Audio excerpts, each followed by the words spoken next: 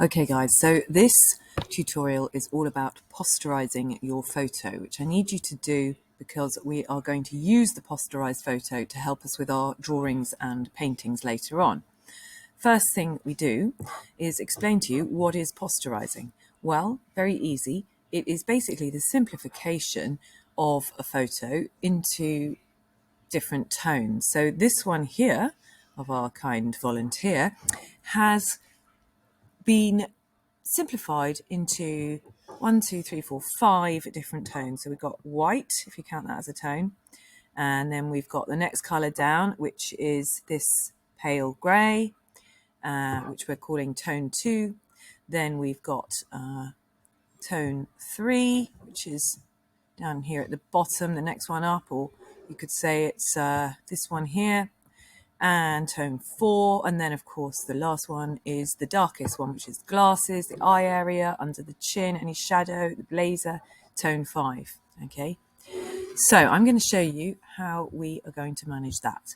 First thing you need to do is go to SharePoint and get your photograph. So we're going to Student Resources.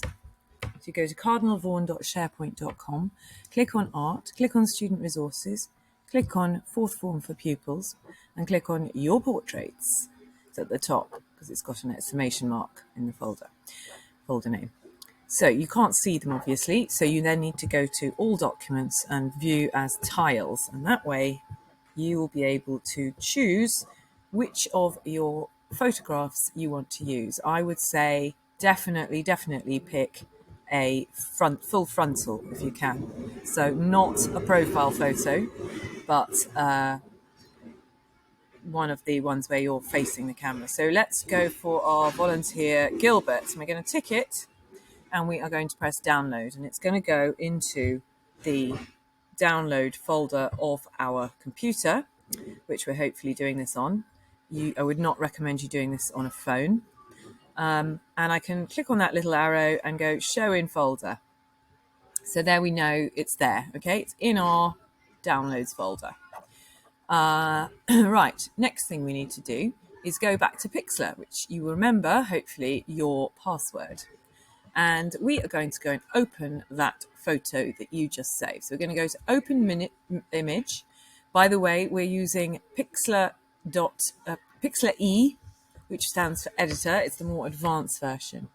So when you go to open it, choose that one. And you'll have to remind yourself of your password if you've forgotten it. So I'm going to click the image that I just downloaded of Gilbert. Go to open. For some reason it's not letting me click on that because it's got to move that out of the way. Okay, there we are. Let's go for full HD because that's good quality. He's sideways on. Don't know why that's happened, but that is easy to fix. We go to Edit, Free Transform, and we can get this little arrow. If I just zoom out a bit, you can see a bit better.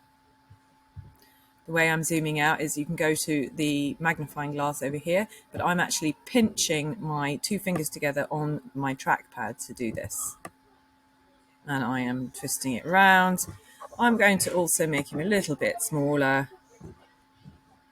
I think this probably the size of this, what we call the canvas, is pretty big, so I'm not worried about losing quality. And I am going to go back to the Move tool, which is the arrow. In Pixlr, it's called the Arrange tool, but in Photoshop, it's called the Move tool.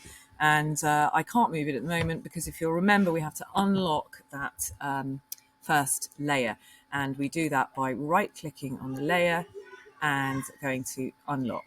Okay, now I can just shift it along a bit, line it up, should snap into place. I don't need that bit of canvas on the right, so I should be able to go to Page and then Trim, and it will automatically know to trim the transparent pictures.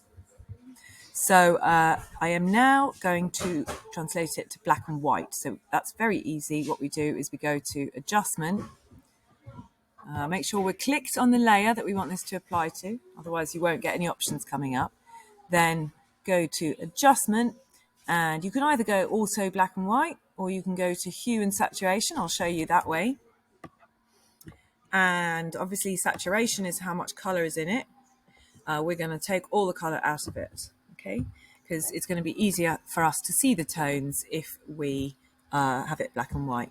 Incidentally, while we're here, I will show you how you can change the colors, the hue, make him green faced if I want. You can also do something called colorizing, which basically puts a sort of filter of whatever color you have up here. That is just something for you to know in the future. But we're going to strip the saturation, and we're not going to have colorize. We're going to just put this saturation right down. So we've got a black and white image, and we're going to press apply. However, I want a bit more contrast in this image.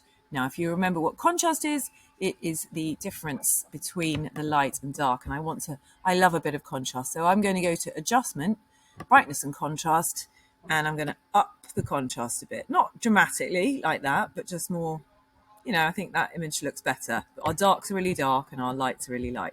We don't want to fiddle with this because that's just going to strip out some of the tones.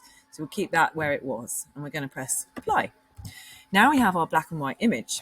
I'm going to make a copy of it because I like to keep a copy of the original in case I make a mistake. So I'm going to just go here where it says duplicate.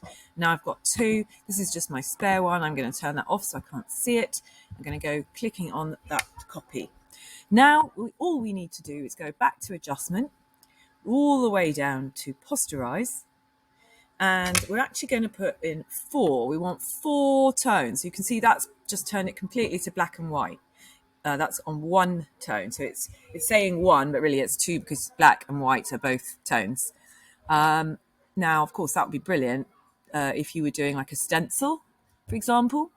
So that's a really good tip for if you're ever designing a stencil. You can change your photograph to sort out what bits you would cut out for you. We're going to go to 4, and we will see that here we have white mostly in the background. His shirt's got some white in it. There's some white in the highlights of his head, and obviously the darkest area is always around the eyes, the hair, the blazer, and the shadows of the mouth and chin.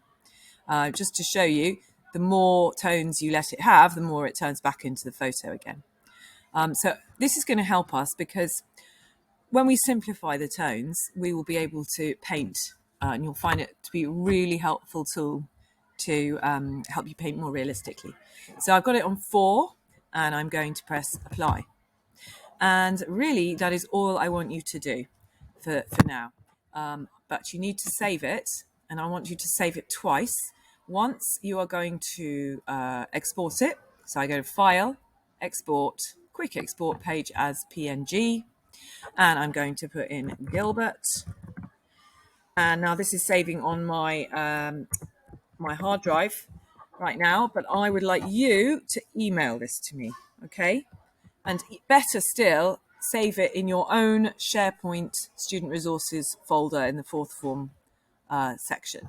Don't forget that you cannot edit a PNG file or a JPEG. PNGs are just like JPEGs. So we want to also save this as a pixel file, which means that we just go down here to PXZ, because that will mean we can reopen it again and still have the layers preserved if we want to carry on working on it. And you can save it. And if you're working on a different computer, it's good to have this saved in the cloud. Gilbert layered file, I'm going to call it. If you're working in the cloud, if you go and work on a different computer, remember Pixlr doesn't remember what you have done, so you have to re-upload your Pixlr file. So you should have 2 files. One is the Pixlr file and one is your PNG, and you are going to email me the PNG file, please. And you will find my email address on the PowerPoint, which is on Teams.